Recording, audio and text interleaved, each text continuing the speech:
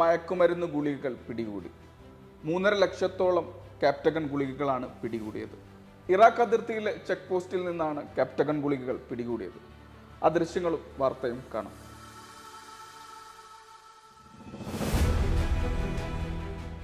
സൗദിയിലെ ഇറാഖ് അതിർത്തിയിലുള്ള Arar check പോയിന്റിലാണ് മയക്കുമരുന്ന് വേട്ട.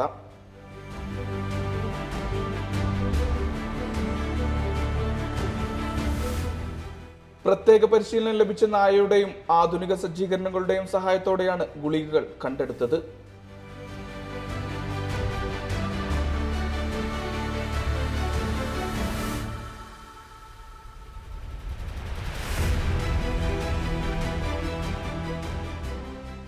ഉപകരണങ്ങളിലും ബോക്സുകളിലുമായി ഒളിപ്പിച്ച 3.5 ലക്ഷത്തോളം മയക്കുമരുന്ന് ഗുളികകളാണ് കണ്ടെടുത്തത്.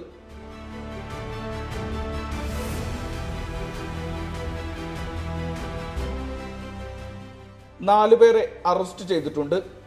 കുറ്റം തെളിഞ്ഞാൽ മരണമാകും ശിക്ഷ.